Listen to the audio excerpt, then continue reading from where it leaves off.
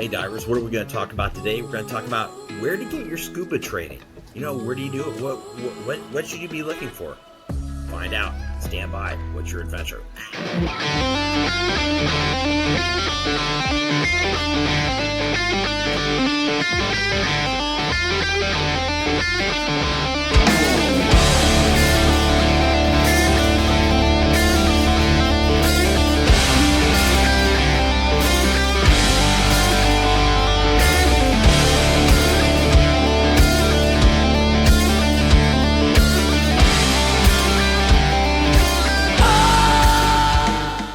Hey divers, what's going on? Hey, so what I want to do, I want to talk about some stuff today, especially this is aimed mostly for new divers, folks that haven't dove yet, that want to learn to dive, or divers that want to get back in the water or want more advanced training. So this is kind of piggybacking on something I saw on the YouTube channel Divers Ready this morning, and it was put out, James is always putting out great information on there. He asked 5 questions to ask your dive instructor.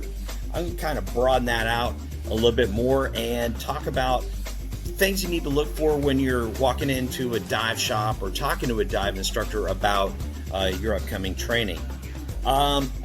First, how do they treat you when they first met you? Walked in the door, did they ignore you? Did they blow you off? You're kind of off in their corner? Or were they engaging? Were they sincere about wanting to help you? This is a personal service. I'm going to get more into that later. Second, are you going to be able to talk to your instructor first before you learn to dive for them? This is a personal service. You're going to be one-on-one underwater trying to learn from this person. These skills you need to know to survive visiting a foreign planet, which is what you're doing scuba diving. It's an adventure. Second, another thing, is there high pressure sales? I have to look at my little list right here because I won't remember. Is there high pressure sales involved? Sometimes, yeah, if you shop by price, oh my gosh, that's an amazing price, I can do it for this. There's that big asterisk right there. You're required to buy X amount of gear from them. Sometimes your price is here, gear is there, to qualify for that special price. Is that part of it? It's just something you have to be aware of. And once you start your training, what's the rental gear look like? You'll see this difference between dive shops and some independent instructors out there. Dive shops, they'll have weight integrated BCDs, but they'll take the weight pockets out because they're expensive to replace. I get it, but what you're doing, you're removing a capability of that piece of equipment from the student that they can train on, so they can train the way they're going to dive. On the flip side, if you're with an independent instructor and none of the gear looks the same, looks like maybe it came from garage sales or all over the place. When's the last time the maintenance was done on the BCDs or the regular? It's all very important. This is life support gear.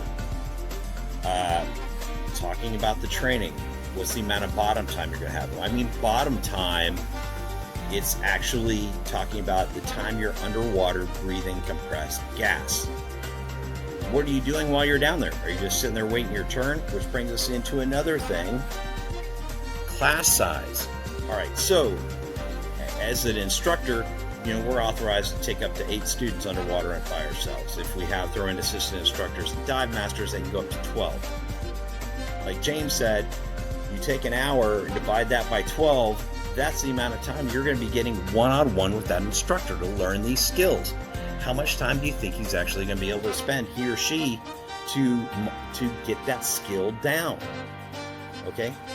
You demonstrate it once. Okay, fine. Now I got to go work with the problem diver over here that's having more issues.